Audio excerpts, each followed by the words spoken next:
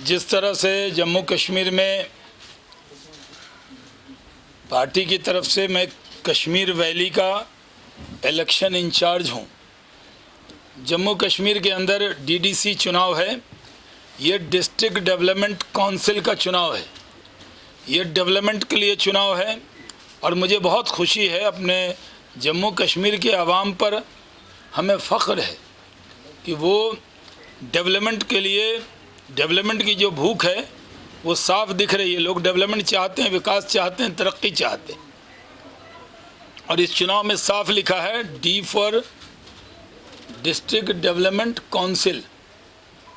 ऐसे इस चुनाव में डेवलपमेंट के लिए वोट है, D for dynasty free Jammu Kashmir के लिए वोट है क्योंकि आम आदमी इसमें चुनाव लड़ रहा है, और C for corruption free Jammu Kashmir के लिए वोट है। लेकिन जो लोग चुनाव में थे उनको उम्मीद नहीं थी कि इस तरह लोग वोटिंग के लिए निकलेंगे। वो इस वोटिंग से परेशान हैं। जो लोग हमारे ख़िलाफ़ गैंगअप हुए, जिनको गुपकार गैंग कहा जाता है, मैं तो उनको गुमराह गैंग कह रहा हूँ। वो गुमराह करते हैं और ख़ुद भी गुमराह हैं, क्योंकि वो सिर्फ कन्फ्यूज़न पैदा करना उनका काम रह गया है। लोगों में जम्मू कश्मीर के लिए अब लोग एक ख्वाब देख रहे हैं तरक्की का।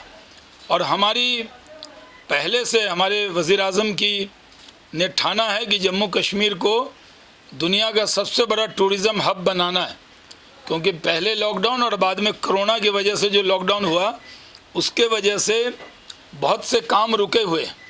लेकिन जैसे ही रफ्तार पकड़ेगा, क्योंकि अभी भी भीड़ होना, कहीं पर जमा होना आसान काम नहीं, और जम्मू कश्मीर के अंदर यहाँ टूरिज़म का ऐसा हब बनेगा कि जम्मू कश्मीर रोज़गार देने वाला इलाका बनेगा। नागाम में था, लेकिन प्रशासन ने मुझे आज, क्योंकि भारत बंद को लेकर एक उनका ऑर्डर है और मैं सिक्योरिटी कवर्ड हूँ, तो मेरा आज उन्होंने वहाँ जाने से मुझे मना किया। तो इसलिए हम विस्तार से आपके बीच में बातचीत करेंगे, क्योंकि उस ज़िले में उन्होंने कहा कि अभी पीछे शोपियां में आर्मी पे और श्रीनगर में 2 बार सीआरपी पे हमला हुआ है, और आज स्पेशल पूरे मुल्क में भारत बंद के वजह से स्पेशल केयर कर रहे हैं। तो मैंने प्रशासन की बात मान ली। हम कोई पीडीपी एनसी जैसे नेता नहीं है कि हर बात पे ड्रामा शुरू कर दें। हमने जो प्रशासन फॉलो करेगा। कल भी काड़ा के हमारे एक गाड़ी का एक्सीडेंट हुआ था, एक वर्कर की डेथ हुई और मैं जाना चाहता था वहाँ, लेकिन प्रशासन ने, मैं रिकॉर्ड पे कर रहा हूँ, एसएसपी डोडा ने कहा कि नहीं शाम हो गई है और हम आपको अलाउ नहीं कर सकते। तो मैं नहीं गया, प्रशासन की बात को हमने माना। इसी तरह आज हमने नवगाम में 2 सभा थी, एक अनीसा गुल के यहाँ और दूसरा बशीर साहब के यहाँ चाय थी। तो अब ये भारत बंद की सेंसिटिविटी को देखते हुए हम वहाँ नहीं जा रहे। इसलिए जम्मू कश्मीर के अंदर हम लोगों का दिल जीतना चाहते, हम लोगों के दिल में पैठ बनाना चाहते। हम यहाँ पर पूरी तरह से हर घर में बिजली पहुँचे, हर जगह पानी पहुँचे, हर हाथों को रोज़गार मिले। जम्मू कश्मीर टूरिज़म का सिर्फ जो आज के सेंटर जो मशहूर हैं वो नहीं, बल्कि जम्मू कश्मीर का एक एक इलाका ऐसा है। जैसे मैं कल डोडा गया तो पहले मैं हेलीकॉप्टर से कई बार गया हूँ, सभा किया है। दिलीप परिहार जीते, गुलाम नबी आज़ाद साहब का इलाका था, तो देखने का वैसा मौका नहीं मिला। लेकिन इतनी खूबसूरत वादियाँ हैं जम्मू कश्मीर की, एक एक इंच ऐसी है जो दुनिया में जन्नत की तरह है। इसको सिर्फ शेरो शायरी में जन्नत नहीं, इसको सिर्फ कहने के लिए नहीं, बल्कि इसको सही में करके दिखाना है। लोड शेडिंग 1 मिनट ना हो, ऐसा जम्मू कश्मीर बनाना है। यहाँ लोग इंटरलागन ना, ज़्यूरिख ना जाएं, यूरोप ना जाएं, सेंटोर्नी ना जाएं, वो घूमने के लिए जम्मू कश्मीर आए। पूरे दुनिया की इकोनॉमी हमारे वजह से चल रही है, क्योंकि हमारे मुल्क के बड़ी तादाद में, दुनिया की सबसे बड़ी आबादी हमारी है, तो हमारे मुल्क के बड़ी तादाद में लोग यूरोप जाते हैं, अमेरिका जाते हैं, और उनसे उनकी टूरिज़म इंडस्ट्री चलती है। मैं आपको मिसाल देना चाहता हूं कि गुजरात में सरदार पटेल की स्टैचू लगी तो इतने टूरिस्ट आ गए कि उस इलाके की तकदीर और तस्वीर बदल गई। कभी आपको जाना हो तो मैं होस्ट करूंगा, आपको ले चलूंगा सिर्फ दिखाने के लिए। मैंने ये भारतीय जनता पार्टी के स्पोक्स पर्सन के नाते ये मेरी जिम्मेदारी है कि मैं, आप जब जाना चाहेंगे, मैं प्रेस क्लब के ज़रिए आपको निमंत्रण देता हूं कि सिर्फ आप देख कर आइए कि एक सरदार पटेल की प्रतिमा लगने से वहाँ पर जो स्टैचू ऑफ यूनिटी है, तो वो उस इलाके में रोज़गार के इतने साधन बने, होटल बन गए, करोड़ों लोग महीने में आते हैं। हम चाहते हैं कि जम्मू कश्मीर में भी जिन इलाकों में मैं गया हूँ, मैं जम्मू कश्मीर का कोई चप्पा नहीं छोड़ा है। मैं साउथ कश्मीर में भी जब मैं गया था बेलगामा एरिया में, सूफी यूसुफ साहब की श्री गुफ्फारा जो इलाका है, वहाँ भी हमें बड़ी मुश्किल से परमिशन मिली थी, पहले मिल नहीं रही थी। वहाँ भी गए थे तो कैसा रिस्पांस आया। लोग कहते हैं हिजबुल का कमांडर रहता है वहाँ, तो क्या उसके डर से नहीं जाते? अगर डरपोक होते तो कश्मीर थोड़ी आते।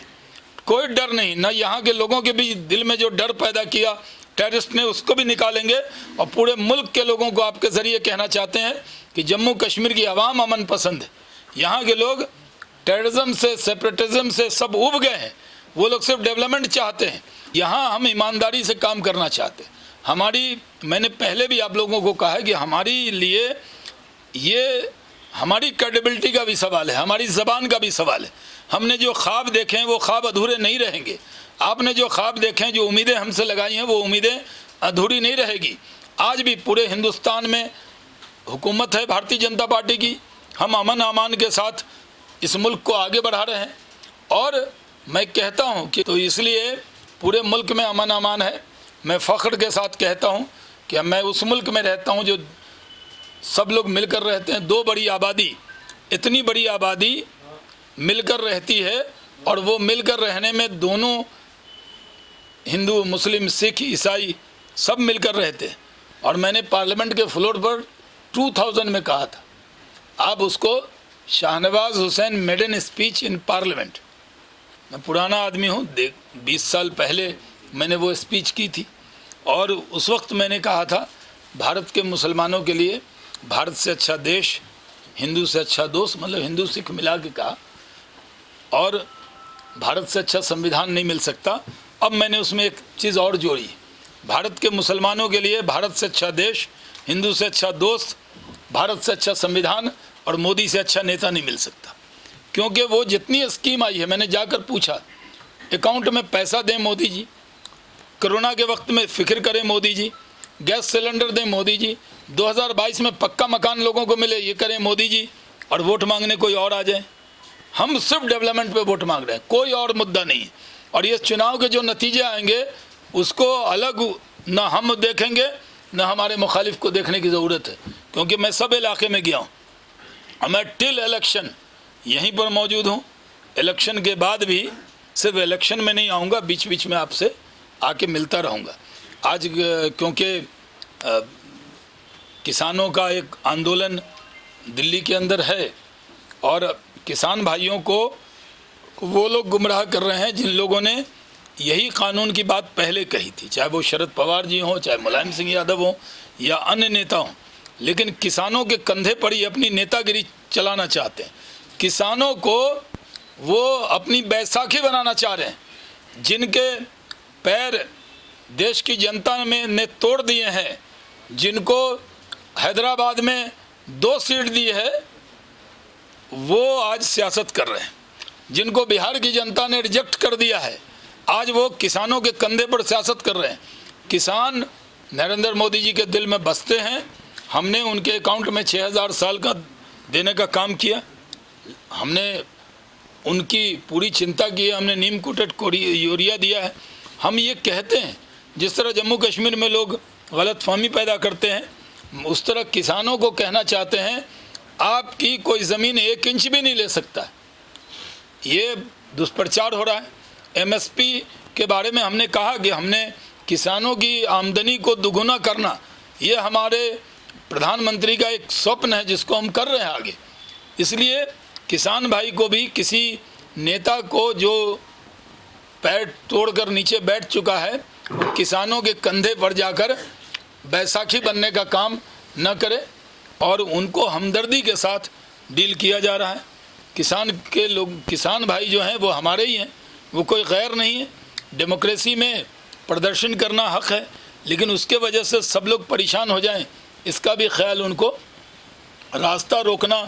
मान लीजिए आप मेरी प्रेस कॉन्फ्रेंस में आ रहे हैं, कोई धरना दे लेता प्रेस क्लब के बाहर, तो मैं कैसे आता, आप कैसे आते, यानी किसी को परेशानी ना हो, इसका भी उनको ध्यान रखना है। सरकार उनसे हमदर्दी के साथ बातचीत कर रही है और इस जम्मू कश्मीर के अंदर मैं ज़िम्मेदारी से कहना चाहता हूँ, नतीजे क्या आएंगे, कितनी सीट आएगी, लेकिन मैं ये कह सकता हूँ कि मैं श्री कुपवारा इलाके में जो मैं गया था, उसमें जाकर मैंने देखा रास्ते भर महबूबा जी के घर के आगे भी, उधर से निकलते हुए भी बीजेपी का झंडा लहरा रहा था।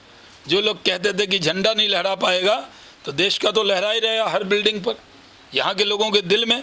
लेकिन बीजेपी का भी झंडा दक्षिण कश्मीर में भी लहरा रहा है, उसको मैंने अपनी आँखों से देखा। जब रिज़ल्ट आएगा तो रिज़ल्ट में जो भी नतीजे आएंगे हम कबूल करेंगे, लेकिन हमारे उम्मीदवार सब जगह बहुत ताकत से लड़ रहे हैं और भारतीय जनता पार्टी को हमारे मुखालफिन ने एक बड़ी ताकत माना है, इसलिए वो इकट्ठे हो गए हैं। वो कितने इकट्ठे हो जाएं, एकजुट हो जाएं, लेकिन डेवलपमेंट के नाम पर ये वोट है, इधर उधर की कोई बात न करें। हिसाब दो महबूबा मुफ्ती साहिबा, हिसाब दो उमर अब्दुल्ला साहब, हिसाब दो उनके रिंग मास्टर कांग्रेस के लोग कि आपने यहाँ तरक्की क्यों नहीं की, डेवलपमेंट क्यों नहीं किया। हुकूमत में थे तो डेवलपमेंट नहीं किया, और आज डिस्ट्रिक्ट डेवलपमेंट काउंसिल के चुनाव में सब चीज़ पर बात कर रहे हैं, लेकिन डेवलपमेंट पे बात नहीं कर रहे।